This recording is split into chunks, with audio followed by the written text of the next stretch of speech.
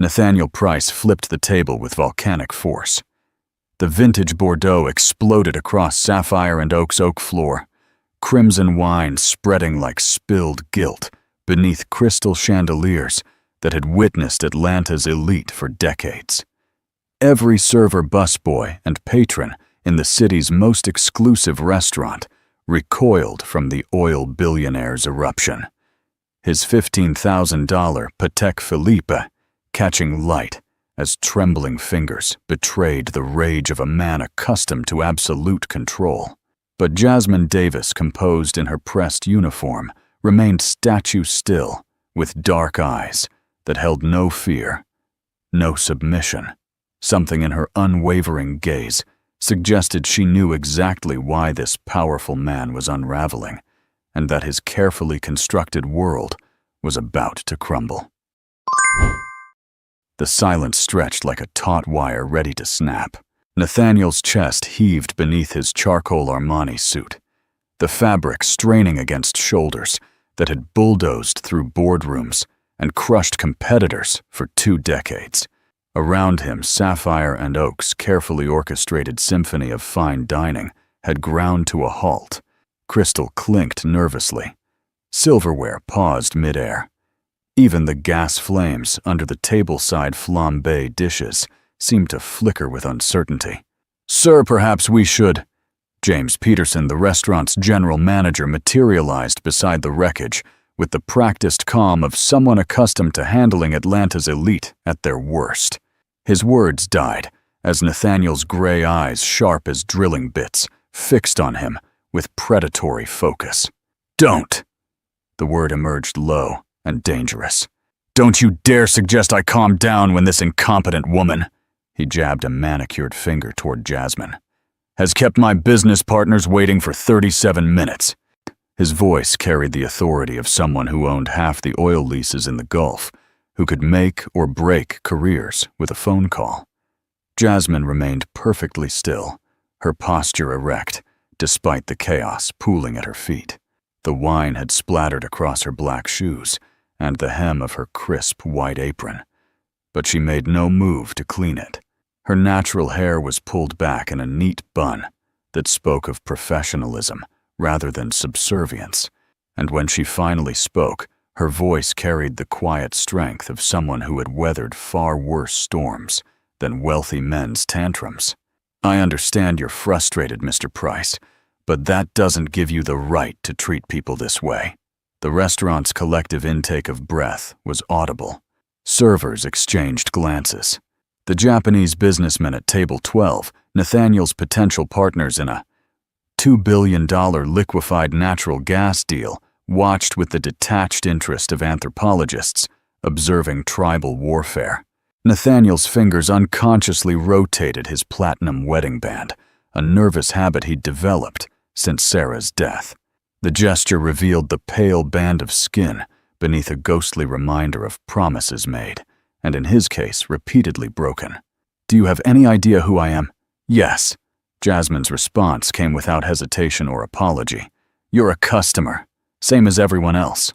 The word customer hung in the air like an insult. Nathaniel Price wasn't accustomed to being diminished to such pedestrian terms. He was the founder and CEO of Meridian Energy, the man who'd turned a modest inheritance into a petroleum empire that stretched from Texas to the North Sea. His name appeared on museum wings and university buildings. Politicians returned his calls within minutes. "Same as everyone else," he laughed, but the sound held no humor. With deliberate slowness, he rolled back his sleeve to reveal the Patek Philippe Grand Complication, a timepiece worth more than most people's houses. "This watch costs more than you'll make in 5 years. My car outside is worth more than this entire restaurant. So no, sweetheart, I am not the same as everyone else." The endearment dripped with condescension designed to reduce and dismiss. But Jasmine's expression never wavered. If anything, her dark eyes seemed to deepen with something that might have been pity, or perhaps recognition of a man who had confused price tags with worth. "Money doesn't change what you are," she said quietly. "It just reveals it." The observation struck like a physical blow. Heat crawled up Nathaniel's neck, the kind of rage that had powered his rise from hungry young geologist to energy titan. Around them, the restaurant's atmospheric soundtrack of clinking glasses and murmured conversations had resumed, but at a lower volume, as if the entire establishment was holding its breath. "Fire her." He turned to Peterson, his voice dropping to the lethal whisper he reserved for subordinates who'd outlived their usefulness. "Fire her now, or I'll make sure this place loses its liquor license, its health rating, and every reservation worth keeping." Peterson's face went pale beneath his carefully groomed beard. Sapphire and Oak wasn't just a restaurant. It was an institution, a place where Atlanta's power brokers sealed deals over Wagyu beef and 17-year-old bourbon. Losing Nathaniel's patronage could trigger a cascade of cancellations that would gut the business within weeks. But instead of immediately capitulating, Peterson did something unexpected. He glanced at Jasmine with what looked almost like respect deference. The expression lasted only a moment before professional composure reasserted itself, but Nathaniel caught it. His predator's instincts, honed by decades of reading boardroom dynamics, registered the anomaly like a seismic reading. "Mr. Price," Peterson began carefully, "Miss Davis is one of our most valued employees. Perhaps if we most valued." Nathaniel's eyebrows climbed toward his receding hairline. Something was wrong here. Restaurant managers didn't protect servers from billionaire customers. The economics were insane. Unless his analytical mind, the same one that had identified profitable drilling sites in geological surveys, began processing the inconsistency. He studied Jasmine with fresh attention. She stood amid the wine-stained chaos, with the bearing of someone accustomed to weathering storms, her uniform immaculate, except for the Bordeaux baptism at her feet.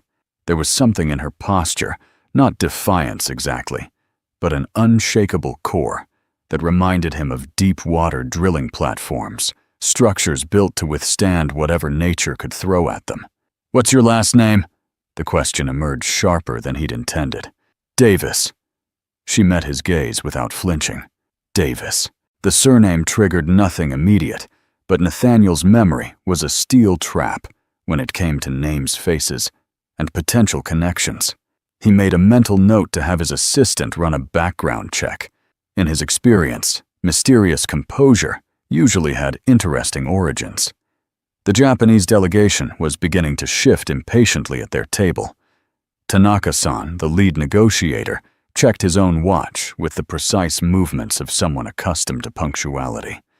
Nathaniel realized he was on the verge of losing face in front of men whose cultural values placed enormous emphasis on composure and respect qualities he'd just spectacularly failed to demonstrate.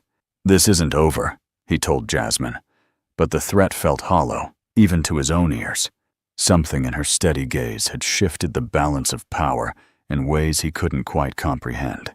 3 days later, Nathaniel found himself in his corner office on the 42nd floor of Meridian Tower, staring at the manila folder that had arrived by courier that morning.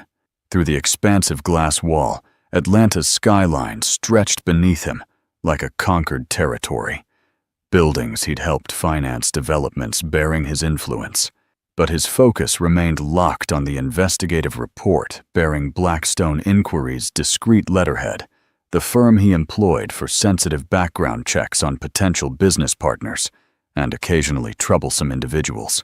The folder felt heavier than its dozen pages warranted. Marcus Blackstone, the former FBI agent who ran the agency, had a reputation for thoroughness that bordered on obsessive. If there were secrets to uncover about Jasmine Davis, this dossier would contain them. Nathaniel's fingers drummed against his leather desk pad, matching his accelerated pulse. He cracked open the cover. The first page contained basic biographical information that painted an unexpected portrait. Jasmine Marie Davis resided on Memorial Drive in East Atlanta. She'd worked at Sapphire and Oak for 3 years, despite holding a business degree from Emory University, summa cum laude no less. The academic distinction made Nathaniel pause. Such credentials typically opened doors to corporate boardrooms, not restaurant dining rooms. Current financial obligations included supporting her younger sister Madison through college at Spelman. The sacrifice suggested either fierce family loyalty or limited options, possibly both. Nathaniel processed each revelation with the methodical approach that had built his petroleum empire, searching for patterns that might explain her unusual career trajectory. He turned the page and discovered information that made his blood freeze. The Davis parents had died in a vehicular homicide on a spring evening. The perpetrator had fled the scene. The case remained unsolved. That specific date, a night he'd spent considerable effort, and even more considerable money, ensuring, stayed buried, clawed toward the surface of his consciousness. The timing felt too precise, too deliberately aimed to be coincidental. Additional financial records revealed that Jasmine had declined multiple corporate job offers, including lucrative positions at Delta Airlines and Coca-Cola. Why would someone with an Emory MBA choose to serve tables with strategic thinking honed through decades of energy speculation cycled through possibilities, each more disturbing than the last? Revenge schemes belonged in thriller novels, not reality. Yet the contradictions kept accumulating like evidence in a criminal investigation. The intercom crackled. "Mr. Price, your lunch reservation at Sapphire and Oak is confirmed for 1 o'clock. He'd booked the table immediately after scanning the report's opening paragraphs, compelled by an urge he couldn't articulate. "Cancel it," he began, then caught himself. "Actually, no.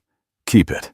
20 minutes later, Nathaniel found himself back within the restaurant's embrace of amber lighting and whispered conversations. The lunch crowd moved with different energy than the dinner service he'd disrupted, more relaxed, less theatrical. He claimed Table 7 a corner booth, offering clear observation angles while maintaining relative seclusion. Jasmine approached his table with the same steady bearing she'd displayed during their confrontation. If she harbored any anxiety about serving him again, it didn't surface in her movements or tone. She carried herself with quiet assurance, someone entirely comfortable regardless of external pressures. "Good afternoon, Mr. Price. What can I bring you to drink?" Her voice held no trace of sarcasm or lingering resentment. The complete absence of emotional residue disturbed him more than outright hostility would have.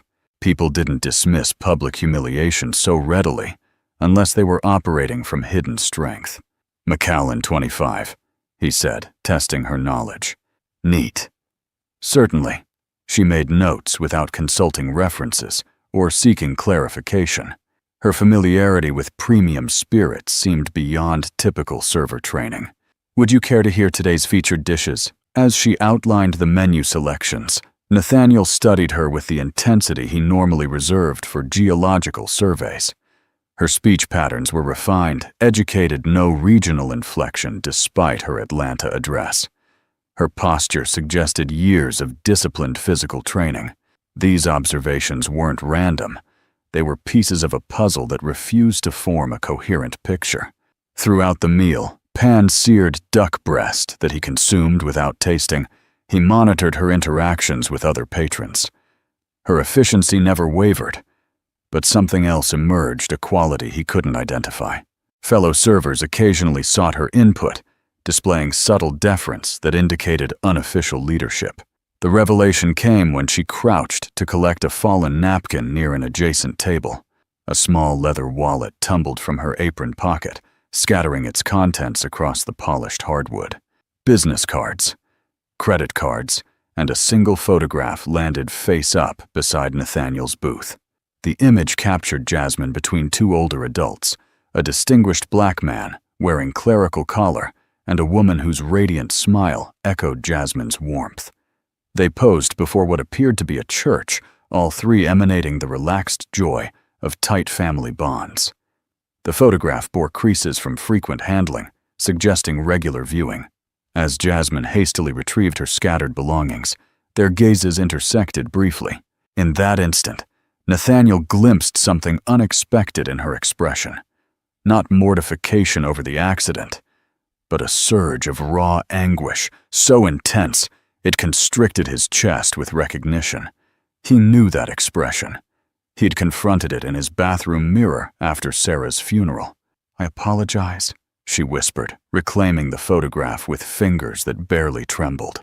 "No apology necessary," he responded, surprising himself with his sincerity. The moment suspended between them an acknowledgement of mutual loss that transcended their adversarial relationship. But as swiftly as vulnerability had appeared, her workplace mask reasserted itself. She rose, regained her composure, and resumed her duties with identical, unshakable efficiency. Nathaniel signed the check with unusual generosity, leaving a tip that bordered on excessive. As he stood to depart, his phone vibrated with a message from Marcus Blackstone. Additional information available. Recommend immediate review. Moving toward the exit, Nathaniel sensed the weight of Jasmine's attention on his shoulders. When he glanced back, she was clearing his table with methodical precision. But something in her posture conveyed deep exhaustion, the weariness of someone shouldering burdens far beyond dinner plates. The photograph lingered in his thoughts during the elevator descent to street level. Two parents clearly devoted to their daughter, now compressed to wallet-sized memory. That buried date pulsed in his consciousness, threatening to surface, despite his efforts to keep it submerged. The second investigative report arrived at Nathaniel's penthouse that evening, delivered by the same discreet courier service. He'd retreated to his private study after a restless afternoon spent pacing his office, unable to concentrate on the technical language of geological surveys and drilling permits that usually occupied his evenings. The mahogany-paneled room offered no comfort tonight. Its walls, lined with industry awards and acquisition certificates, felt more like monuments to questionable choices. Marcus Blackstone had exceeded expectations this time. The supplemental dossier contained financial records, employment history, and social connections that revealed a more complete picture of Jasmine's world. What emerged was a portrait of deliberate decisions that defied conventional wisdom. After graduation, she'd rejected entry-level positions at major corporations offers that would have launched most MBA graduates into lucrative careers. Instead, she'd chosen hospitality work, as if pursuing something unrelated to money or status. Her employment at Sapphire and Oak coincided precisely with Nathaniel's emergence as a regular patron. The timeline struck him as mathematically impossible to be coincidental. She'd started working there exactly 6 months after his first business dinner with Japanese investors, the same investors who'd become crucial partners in his Gulf Coast expansion. The correlation sent chills down his spine, but it was the psychological profile that truly unsettled him. Blackstone had interviewed former classmates, professors, and neighbors. Their descriptions painted Jasmine as exceptionally motivated during college, a natural leader who'd graduated at the top of her class while working part-time to support herself. Then something had shifted. After her parents' deaths, she'd withdrawn from social circles, declined invitations, and redirected her energy toward her younger sister's welfare. One detail particularly troubled him. Jasmine maintained a small journal where she recorded quotes and reflections. A former roommate mentioned seeing her write in it regularly, especially during challenging periods. The idea of her documenting thoughts and experiences made Nathaniel's chest constrict with unnamed anxiety. Unable to focus on work, Nathaniel found himself drawn back to Sapphire and Oak the following night. He rationalized it as reconnaissance, nothing more. He needed to understand what strategy was unfolding and whether he was hunter or hunted. The dinner crowd pulsed with its usual vitality. Political operatives exchanging intelligence over aged stakes tech entrepreneurs pursuing venture capital across glasses of rare Burgundy. Nathaniel monitored it all from a different vantage point tonight, selecting a booth near the bar that offered wider surveillance angles while he waited for Jasmine to begin her shift. When she finally appeared emerging from the staff corridor with her characteristic poise, his heart rate accelerated involuntarily. Tonight, she navigated her section with particular fluidity, connecting with customers through warmth that appeared authentic rather than manufactured. He observed her suggesting wine pairings to a young couple celebrating their anniversary, her expertise clearly extending beyond basic training. She discussed vintages and regions with the fluency of someone who'd studied the subject extensively, not superficially memorized service scripts. A conversation at an adjacent booth captured his attention. Two servers were discussing scheduling conflicts, and one mentioned needing coverage for a weekend shift. "Ask Jasmine," suggested the other. "She never refuses when someone needs help." "That's what puzzles me," the first server replied, lowering her voice. "She could be managing this place if she wanted. Peterson values everything she says, but she acts like she doesn't want advancement." "Maybe she's got her reasons," came the thoughtful response. "Everyone's battling something." The exchange resonated in Nathaniel's thoughts as he watched Jasmine's interactions with James Peterson. The general manager did indeed seek her counsel, with remarkable frequency requesting her input on inventory decisions, trusting her recommendations for special dietary accommodations, even consulting her about reservation arrangements for high-profile guests.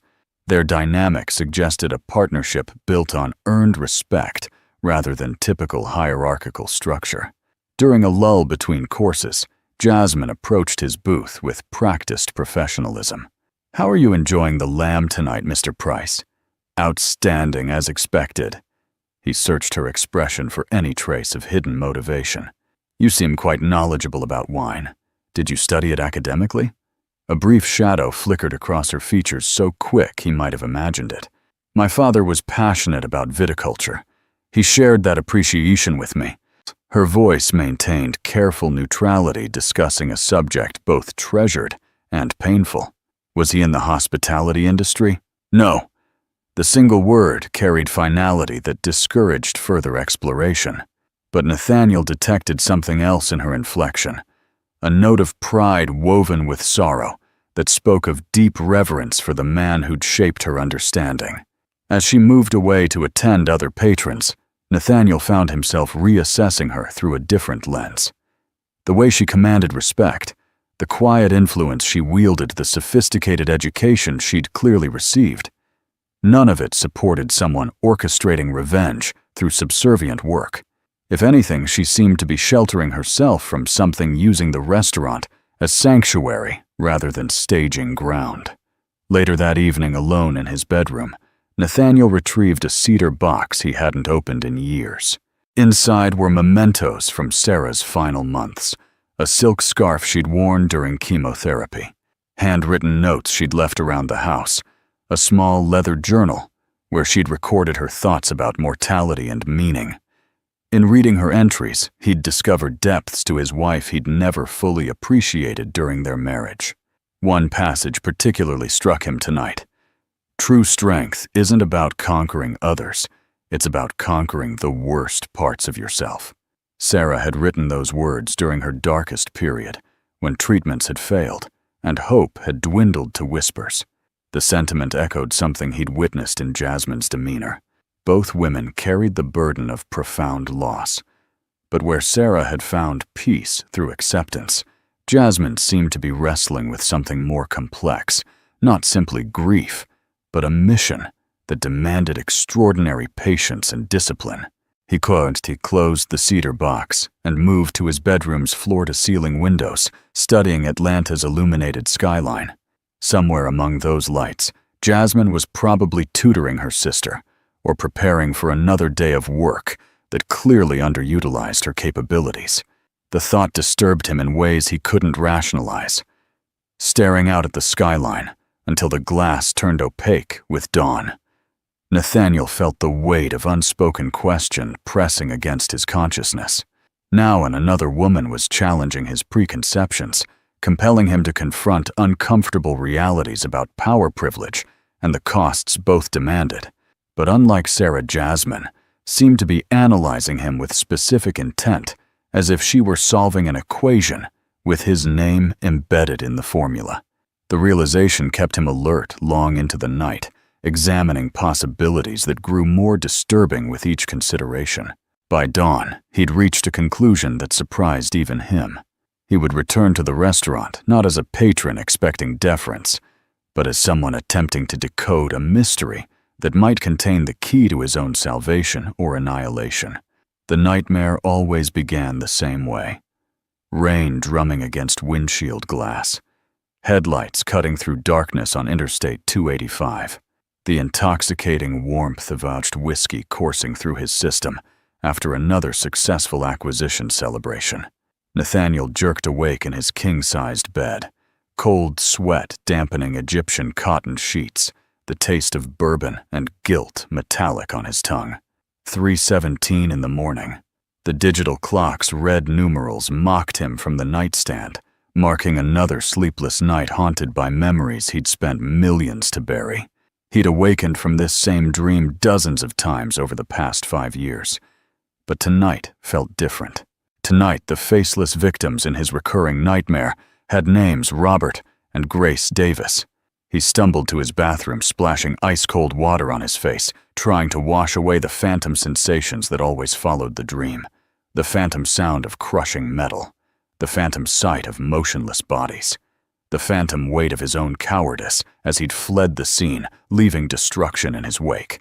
The marble bathroom felt like a mausoleum, its pristine surfaces reflecting a man he barely recognized anymore. When had his face become so haggard? When had those lines around his eyes deepened into canyons of regret? The mirror offered no answers, only accusations. By dawn, Nathaniel found himself pacing the length of his penthouse's main living area, surrounded by floor-to-ceiling windows that normally showcased his dominion over Atlanta's skyline. But the financial documents scattered across his coffee table reports that usually commanded his undivided attention remained untouched, as his mind remained trapped in that fatal evening. The details emerged with crystalline clarity now that he'd stopped fighting their return. He'd been driving home from the Petroleum Club after celebrating the Meridian Energy merger that had doubled his net worth overnight. The champagne had flowed freely, followed by premium scotch, with potential partners who'd praised his vision and ruthlessness. The collision happened on a curve near the Chattahoochee River. He'd been traveling at excessive speed, his perception dulled by alcohol and arrogance, when another vehicle appeared in his periphery. A modest sedan carrying a family returning from some evening gathering church service, perhaps given the day of the week. His Maserati had struck them with devastating force, sending their car spinning off the roadway into the guardrail. What haunted him most wasn't the impact itself, but what came after. He'd remained in his damaged vehicle for precious seconds. Engine hissing steam, calculating consequences with the same cold logic he applied to business decisions. Call for help and face manslaughter charges that would destroy everything he'd built, or disappear into the night, and trust his resources to handle the aftermath. He'd chosen preservation over principle. Within hours, his legal team had crafted alibis, and his security chief had arranged for the Maserati's discreet disposal. Key witnesses received generous settlements. Investigating officers found themselves transferred to different jurisdictions or offered early retirement packages. The case became just another unsolved hit-and-run in a city plagued by such tragedies. But now, standing before his panoramic windows, as Atlanta awakened below, the pattern clicked. He hadn't simply covered up a crime he'd stolen. A daughter's parents, a sister's guardians, a community's beloved members. Robert Davis had been a respected minister, Race Davis a beloved teacher. Their deaths had rippled through countless lives, leaving wounds that money couldn't heal and influence couldn't erase. The background research Marcus Blackstone had compiled told the story of that devastation. Madison Davis, barely 18 when her parents died, had nearly dropped out of high school from grief and financial pressure. Only Jasmine's fierce determination had kept their family intact sacrificing her own corporate ambitions to ensure her sister's future remained secure. His phone buzzed with messages from business associates, investment advisors, and board members, expecting decisions on pending acquisitions. The outside world continued its relentless pace, demanding his attention and leadership. But Nathaniel couldn't focus on quarterly projections or market analyses when his past was materializing in the form of a woman who served his meals with mysterious composure. The most terrifying realization was how perfectly positioned Jasmine had become to observe him. For 3 years, she'd watched him display his wealth, his power, his casual disregard for others' feelings. She'd witnessed his tantrums over minor inconveniences while she carried the weight of genuine tragedy. She'd served him expensive wines while living with knowledge that he'd robbed her of everything that mattered. Did she know? The question tormented him through the morning hours as he attempted to conduct normal business from his home office. Every phone call felt surreal. Every conference felt meaningless when measured against the possibility that his carefully constructed life was built on foundations of sand. By afternoon, he'd reached a decision that surprised even him. Instead of avoiding Sapphire and Oak, he would return there tonight, not to eat, but to study his potential nemesis more carefully. If Jasmine Davis was orchestrating some elaborate revenge scheme, he needed to understand its scope and timeline. If she was simply an innocent woman trying to rebuild her shattered life, he needed to know that too. The distinction mattered more than his survival instincts wanted to admit. Somewhere in the dark hours before dawn, something had shifted in his perspective. The woman he'd been observing with predatory caution was actually the victim of his worst moment, a moment that had defined both their lives in ways neither could have anticipated. He arrived at the restaurant during the dinner rush, selecting a table near the kitchen entrance that provided optimal observation angles without appearing suspicious. The evening crowd buzzed with familiar energy, but Nathaniel felt like an anthropologist studying alien customs. How many of these people carried secrets that would destroy them if exposed? How many successful facades concealed fundamental failures of character? When Jasmine emerged for her shift, he examined her through an entirely different lens. Every gesture, every interaction, every professional courtesy now carried potential layers of meaning. Was her politeness genuine or calculated? Did her efficiency reflect dedication to service or meticulous planning for something more complex? She approached his table with her characteristic grace, but tonight Nathaniel imagined he detected something else in her bearing, a subtle tension that hadn't been present before, as if she sensed his growing awareness of their connection. "Good evening, Mr. Price. What can I prepare for you tonight?" The simple question felt loaded with subtext. Did she know he'd stopped eating regularly, tormented by guilt that had finally found a face and name? Did she understand that her very presence had begun unraveling the psychological barriers he'd constructed around his darkest moment? "Just coffee," he managed, "and perhaps some time to think." Something shifted in her expression. Recognition, perhaps, or satisfaction that her patience was finally yielding results. She nodded and stepped away to fulfill his request, leaving him alone with thoughts that were becoming increasingly dangerous to his peace of mind. As the evening progressed, Nathaniel observed Jasmine navigate her responsibilities with the same grace and competence she'd always demonstrated. But now he understood what he was really witnessing, a masterclass in restraint, dignity, and strategic thinking that put his own business acumen to shame. The woman serving his coffee had outmaneuvered him completely, and he was only beginning to comprehend the depth of his vulnerability. The game had been in motion for 3 years, and he'd been playing it blind while she held all the cards. Nathaniel waited outside the restaurant until well past closing time, his luxury sedan positioned between 2 larger vehicles that provided partial concealment. The area emptied gradually as kitchen staff, and servers completed their end-of-shift routines. But he remained patient, knowing this conversation would determine whether his future held redemption or ruin. At 11:47, Jasmine emerged through the staff exit, her work uniform replaced by dark jeans and a burgundy sweater that made her appear younger, more vulnerable than the assured professional who had served Atlanta's elite for the past 3 years. She walked with purpose toward a modest Honda Civic, parked under a flickering streetlight, keys already in hand. Jasmine. She froze at the sound of her name, then turned slowly to face him.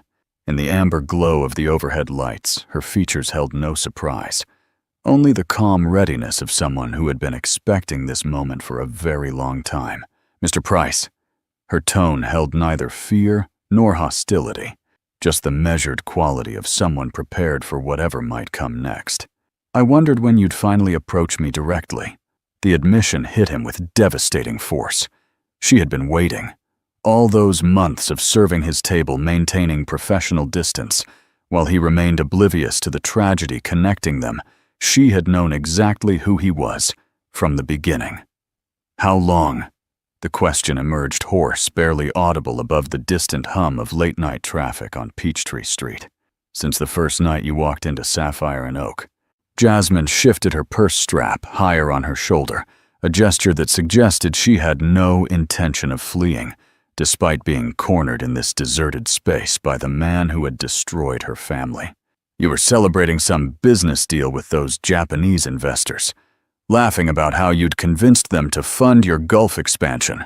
The memory came flooding back that triumphant evening, when he'd sealed the liquefied natural gas partnership that had added another $200 million to his net worth. He'd been drunk on success and expensive whiskey holding court at table 12, while lesser mortals orbited his gravitational pull. "You recognized me." It wasn't a question. The local news ran your picture when the merger was announced. Same face that had been haunting my nightmares for 6 months. Her calm never wavered, but something deeper flickered in her eyes. Not hatred exactly, but a kind of weary determination that spoke of long-held purpose, finally approaching fruition. The truth landed like a blow. Everything he'd assumed about their interactions, every casual conversation and professional exchange, had been carefully orchestrated by someone who possessed information capable of destroying him completely. "What do you want?" The question felt pathetic, even as he spoke it, the desperate plea of a man who had finally encountered an adversary immune to his usual weapons of money and influence. "I wanted to look into the face of the person who killed my parents." Jasmine's words held steady, but they bore the weight of accumulated grief and rage. "I wanted to watch you live your comfortable life while my sister and I struggled to survive on scholarships and part-time jobs. I wanted to see if you ever showed even a moment's remorse for what you took from us. And did I?" He already knew the answer. "No." The single word fell between them like a death sentence. "You complained about wine temperatures while we worried about rent. You threw tantrums over delayed service while we visited empty graves every Sunday. You flashed your watch and talked about your cars while we counted every dollar to keep Madison in school." Each accusation landed with devastating accuracy. Nathaniel saw himself through her eyes now, a pampered titan raging over trivial inconveniences, while his victim's surviving family members scraped together enough money for basic necessities. The contrast was obscene. "I've been waiting 3 years for you to show some sign that you remember that night," Jasmine continued. "Some indication that Robert and Grace Davis meant something more to you than obstacles you removed from your path. But you've given me nothing except confirmation that their lives mattered so little you forgot their existence entirely." The night air felt suffocating despite the cool autumn temperature. Nathaniel loosened his tie, struggling to breathe, as the full magnitude of his moral bankruptcy became undeniable. He had indeed forgotten. In the aftermath of his cover-up, he'd buried the memory so completely that the Davis family had become just another business problem solved through appropriate resource allocation.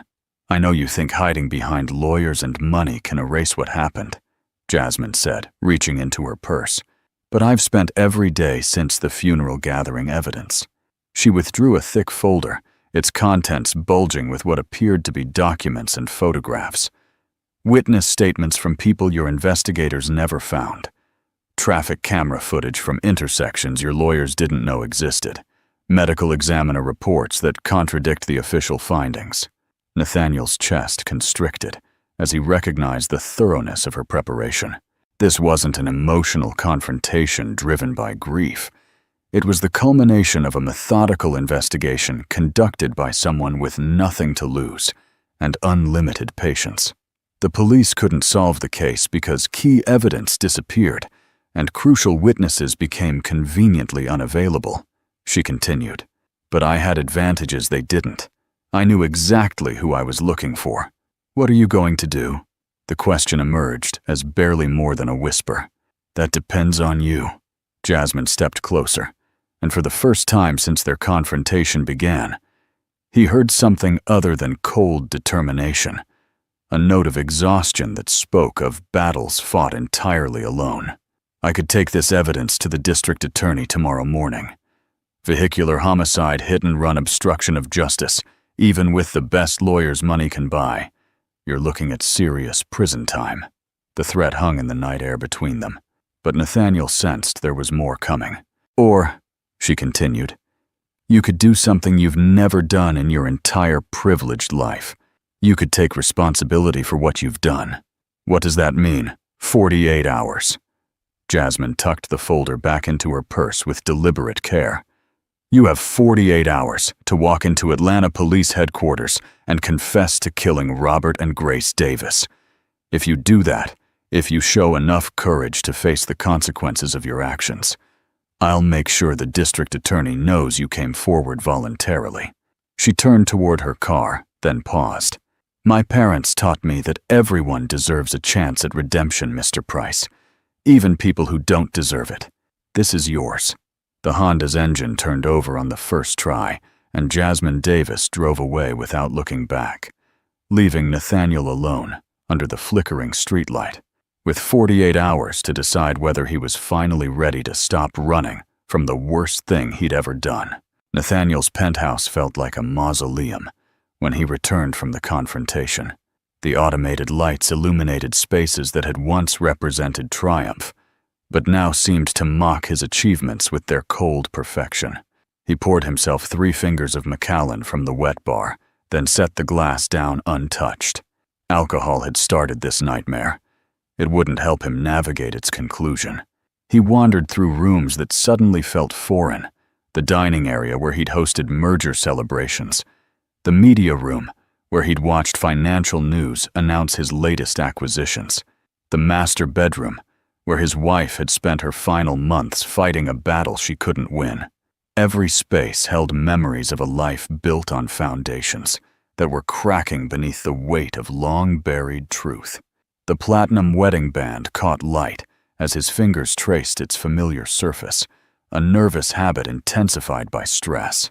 His wife had chosen this ring during their engagement 23 years ago, back when they'd believed their future held nothing but promise and prosperity.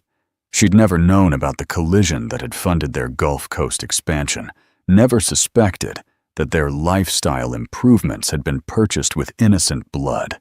What would she have said if she'd lived to learn the truth?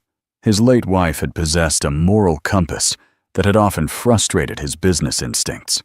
She'd questioned charitable donations that seemed designed more for tax benefits than genuine altruism, criticized corporate policies that prioritized profits over employee welfare, urged him to consider the human cost of his aggressive expansion strategies.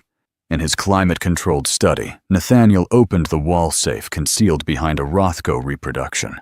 Inside, alongside insurance documents and emergency cash, lay her personal effects from her final hospital stay. Her reading glasses folded carefully in their leather case. The small Bible her mother had given her, its pages marked with decades of careful annotations. And at the bottom, wrapped in tissue paper, the handwritten note she'd left for him to find after her funeral. His fingers shook as he unfolded the familiar stationery, cream-colored paper bearing her precise handwriting in fading blue ink. He'd read these words perhaps a dozen times over the past years, always finding new layers of meaning in her final message. My dearest Nathaniel, the letter began. If you're reading this, then I've lost my battle with this terrible disease. But I hope I've won something more important, the chance to help you become the man I always knew you could be. You've spent our marriage building an empire, but empires built on the wrong foundations eventually crumble. I pray that when your moment comes, and it will come, because it comes for everyone, you'll have the strength to choose what's right over what's easy. True power isn't about avoiding consequences. It's about facing them with grace.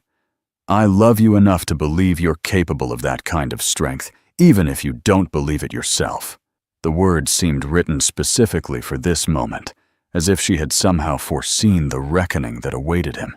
She'd understood aspects of his character that he'd never fully acknowledged: his tendency to rationalize questionable decisions, his instinct to use wealth and influence to avoid unpleasant outcomes, his deep-seated fear of appearing vulnerable or admitting mistakes. But she'd also seen potential for redemption that he'd never credited himself with possessing. Even during her darkest moments facing mortality with characteristic bravery, she'd maintained faith in his capacity for moral growth. The question now was whether that faith had been misplaced. Dawn approached as Nathaniel drafted his confession, writing and rewriting the document that would destroy his carefully constructed life. Each version felt simultaneously too detailed and insufficiently comprehensive. How could mere words capture the magnitude of his failure, not just the collision itself, but the deliberate blindness that had followed? He wrote about the Petroleum Club celebration, the intoxication that had dulled his reflexes and judgment. He detailed the impact on Interstate 285, the terrible moment when his Maserati had sent the Davis family's sedan spinning into the guardrail. He described his cowardly flight from the scene and the methodical cover-up that had followed: witness payments, evidence, destruction, official corruption, executed with the same ruthless efficiency he brought to corporate acquisitions. But technical details felt inadequate when measured against human cost. Robert Davis had been 54 years old, a Baptist minister who'd spent 30 years serving Atlanta's South Side communities. Grace Davis had taught third grade for 27 years, touching hundreds of young lives with patience and dedication. Their deaths had orphaned 2 daughters, destroyed countless relationships, eliminated decades of potential contributions to their community. By 8:30 that morning, Nathaniel had completed legal arrangements that would have seemed impossible 48 hours earlier. His attorneys, confused but obedient, had prepared documents transferring significant assets to a trust fund benefiting Madison Davis's education and establishing a scholarship foundation honoring Robert and Grace Davis's memory. His accountants had liquidated non-essential holdings to generate immediate cash for the fund, working through the night to meet his demanding timeline. At 9:15, he placed his final call as a free man to James Peterson at Sapphire and Oak. The conversation was brief and cryptic, a request to pass along a message to Jasmine Davis that he'd made his decision and would be honoring his commitment. Peterson's voice carried confusion, but he agreed to relay the information without demanding explanations. The walk from his Mercedes to Atlanta Police Headquarters took longer than expected, each step feeling weighted with the gravity of what awaited inside. The building's imposing facade had never seemed particularly significant during his previous visits. Routine interactions with law enforcement officials, seeking donations for police charities, or discussing security concerns for high-profile business events. Today, it represented the threshold between his old life and whatever future remained. Detective Raymond Walsh, a 20-year veteran with graying temples and intelligent eyes, listened to Nathaniel's confession with professional skepticism that gradually gave way to grim recognition. The details matched case files that had frustrated investigators, unsolved puzzles suddenly clicking into place as Nathaniel provided information only the perpetrator could have known. "You understand," Detective Walsh said, when the formal statement was complete, "that your voluntary confession doesn't eliminate the charges you'll face. Vehicular homicide, leaving the scene of an accident. Obstruction of justice, we're talking about serious prison time, even with cooperation credit. I understand. Nathaniel's voice held steady, despite the magnitude of what he was accepting. I should have made this choice then. The Davis family deserved justice then, and they deserve it now. The booking process stripped away the last vestiges of his former identity. Designer suit exchanged for orange jumpsuit. Patek Philippe watch secured in an evidence locker. Wedding ring removed and catalogued alongside his wallet and personal effects. By afternoon, local news outlets were broadcasting the shocking story of a petroleum billionaire's surrender on vehicular homicide charges, and Nathaniel Price ceased to exist as anything other than defendant number 874219. In his holding cell that evening, awaiting arraignment and bail hearings that would determine his immediate future, he finally grasped what his wife had meant about facing consequences with grace. The shame and terror he'd expected were present, but so was something else. A sense of relief. He hadn't anticipated the peace that came from finally carrying his burden in the open rather than hiding it in shadows. For the first time since that spring night, he'd bought his empire with blood. He slept without nightmares. 6 months after his guilty plea, Nathaniel stood in the visitors area of Fulton County Correctional Facility, wearing the standard-issue khaki uniform that had replaced his tailored suits. The transformation went deeper than clothing. Prison had stripped away the soft edges of privilege, revealing harder lines in his face and a steadiness in his bearing that wealth had never provided. His lawyer sat across from him with documents that would finalize the last of his atonement efforts. The Scholarship Foundation is fully operational. Michael Harrison reported sliding papers across the scratched metal table. 15 students enrolled for fall semester at Spelman, Howard, and Emory. The selection committee chose recipients based on academic merit and community service exactly as you specified. The inmate reviewed the documentation with an attention to detail that his corporate board members would have recognized. Even incarcerated, stripped of executive titles and financial leverage, he approached this work with the same methodical precision that had built his energy empire. The irony wasn't lost on him. His most important project had nothing to do with oil reserves or profit margins.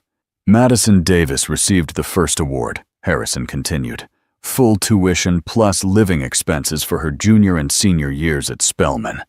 She's pursuing a degree in education following her mother's path. The information brought unexpected satisfaction. Grace Davis's legacy would continue through her younger daughter's dedication to teaching, creating ripple effects of positive influence that would extend far beyond the tragedy that had claimed her life. It felt like a small victory against the darkness he'd unleashed. What about the community center project? Construction begins next month. The city approved all permits, and the contractor estimates completion by next spring. It'll serve the same neighborhoods where Robert Davis ministered for 30 years. The attorney hesitated before continuing. The family requested it be named simply the Robert and Grace Davis Community Center. No mention of your foundation or contributions. He nodded approval. True penance didn't require recognition or gratitude from those he'd wronged. The center would provide after-school programs, job training, and social services to families struggling with the same challenges the sisters had faced after losing their parents. That purpose mattered more than any publicity or tax benefits his old self might have sought. His sentence, 4 years with possibility of parole after 2, had generated significant media attention. When announced, legal experts had debated whether voluntary confession and cooperation deserved such consideration, while victims' rights advocates argued that wealth and influence had once again allowed someone to escape appropriate consequences. He understood both perspectives, but focused on variables within his control behavior during incarceration and preparation for whatever life awaited beyond these walls. Prison had proven unexpectedly educational. His cellmate, Carlos Rodriguez, was serving time for vehicular manslaughter involving a drunk driving incident that had killed a teenage pedestrian. Their conversations during long evenings revealed striking parallels. Successful men whose poor decisions had destroyed innocent lives, who'd initially sought to minimize their culpability through legal maneuvering before eventually accepting full responsibility. The difference, Carlos had observed during one of their talks, is you had the resources to run from it. I got caught the same night. Maybe that was a blessing, less time to build bigger lies. The observation carried wisdom that the oil executive had incorporated into the victim impact seminars he'd begun facilitating for other inmates. Twice weekly, he shared his story with men facing similar charges, emphasizing how cover-up attempts had multiplied both legal consequences and psychological damage. Several participants had chosen to accept plea agreements rather than risk trials, sparing victims' families additional trauma, while positioning themselves for earlier rehabilitation. This afternoon brought news he'd been anticipating with equal measures of hope and anxiety. Harrison shuffled through his briefcase and withdrew a letter bearing familiar handwriting. Jasmine Davis had finally responded to his request for a meeting. "She'll see you," the lawyer announced simply. "Next Tuesday, 2 o'clock. The prisoner had written to Jasmine numerous times since his incarceration letters that began as apologies, but evolved into something more complex. Attempts to acknowledge the full scope of damage his choices had inflicted, while avoiding the trap of seeking absolution. He hadn't earned. Her silence had been painful, but understandable. She owed him nothing least of all the courtesy of response. Did she say why she changed her mind? "Madison graduates this spring. Jasmine apparently wants closure before her sister begins the next phase of her life." Harrison studied his client with the analytical gaze that had made him one of Atlanta's most respected criminal defense attorneys. "She's not looking to forgive you. Don't expect some Hollywood reconciliation scene." The warning was unnecessary. The inmate harbored no illusions about what Tuesday's meeting might accomplish. Jasmine had already given him the greatest gift possible by allowing him to confess rather than exposing him publicly. Anything beyond that was more grace than he deserved. That evening, alone in his cell, while Carlos attended his weekly Narcotics Anonymous meeting, the convicted executive composed what he hoped would be his final letter to his past life. The recipient was James Peterson, the restaurant manager who'd witnessed both his worst behavior and his ultimate confession. "I wanted to thank you," he wrote, "for treating Jasmine with the respect and dignity she deserved, even when I failed to do so. Your refusal to fire her despite my threats showed the kind of moral backbone that I spent too many years lacking.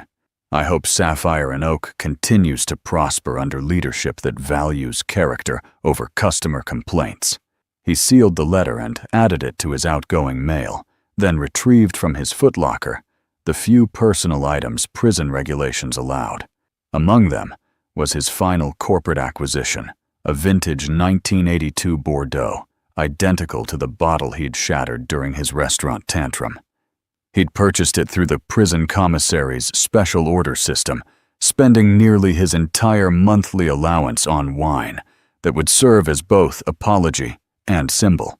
The Patek Philippe watch, now property of the Scholarship Foundation, would be auctioned next month to fund additional educational opportunities. His lawyers had suggested he might request its return after release, given its sentimental value as a wedding gift, but he had declined. Some symbols of his past deserved different endings. Tuesday would bring the meeting he'd been preparing for since his arrest, not to seek forgiveness, which remained beyond his reach, but to demonstrate that accountability could coexist with attempts at genuine restitution. Jasmine Davis had earned the right to see who he'd become in the wreckage of who he'd been. Whether that transformation meant anything to her remained entirely her choice. For perhaps the first time in his adult life, he would enter a crucial meeting with no leverage, no agenda beyond truth, and no expectations, except the opportunity to prove that even the worst mistakes could generate something resembling wisdom.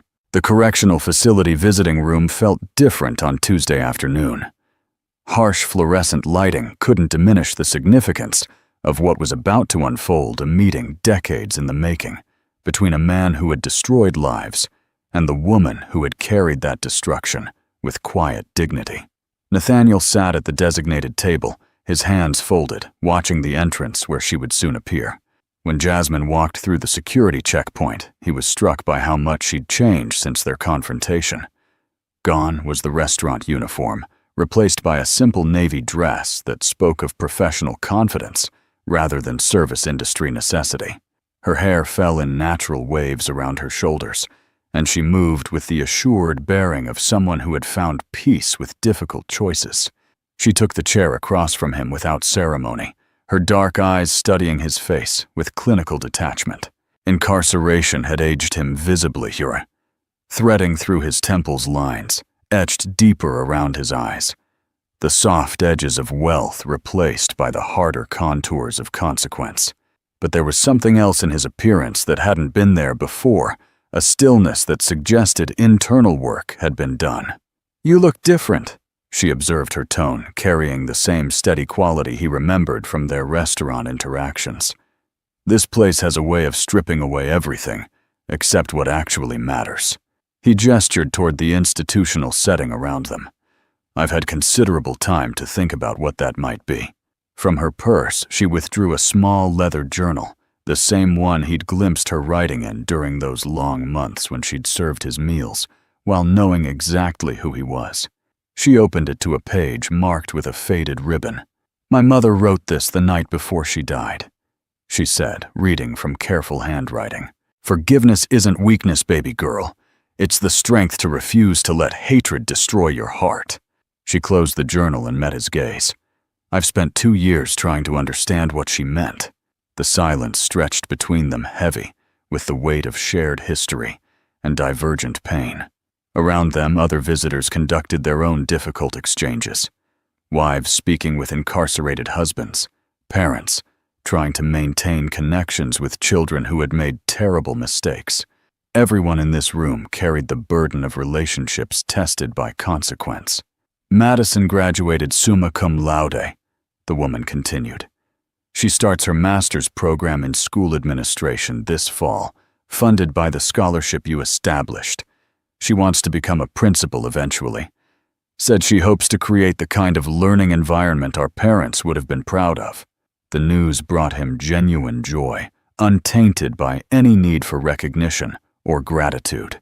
Grace Davis's daughter would continue her mother's academic legacy, touching young lives with the same dedication that had once inspired elementary students in Atlanta's underserved neighborhoods.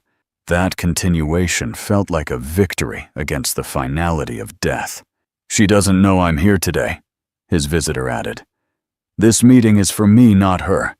I needed to see who you'd become after everything collapsed." "And what do you see?" She considered the question with the same careful attention she'd once given to wine pairings and meal recommendations. "Someone who finally stopped running. That's something, I suppose, though it took you longer than it should have." The assessment was fair, perhaps even generous. He had spent half a decade constructing elaborate barriers between himself and accountability, using every resource at his disposal to avoid confronting the truth of what he'd done. Only when those barriers had crumbled completely had genuine change become possible. "I don't expect your forgiveness," he said carefully. "I forfeited any right to that when I chose my freedom over your parents' lives. But I wanted you to know that your patience allowing me to confess rather than exposing me gave me the chance to do something worthwhile with whatever time I have left." "The community center opens next month," she replied. "The after-school program will serve 200 children in its first year. The job training initiative has partnerships with local businesses that guarantee interviews for program graduates. It's good work." Her acknowledgement of his efforts carried no warmth, but it represented something more valuable than personal absolution recognition, that meaningful action could emerge from the wreckage of terrible decisions. The center wouldn't resurrect Robert and Grace Davis, but it would honor their memory through service to others facing similar struggles. "There's something else." The younger sister reached into her purse again and withdrew a photograph, not the family picture that had fallen from her wallet years ago, but a new image showing Madison in graduation cap and gown, surrounded by friends celebrating their academic achievements. She asked me to tell you that she's grateful for the opportunity you provided, but she wants you to understand something important. She paused, choosing her words with characteristic precision. Madison doesn't forgive you for killing our parents. That's not her burden to carry. But she's chosen to let your money serve their memory rather than waste it on anger. She calls it turning poison into medicine. The phrase carried wisdom that transcended its simple construction. From destruction, something constructive could emerge. Not erasure of the original harm, but transformation of its legacy.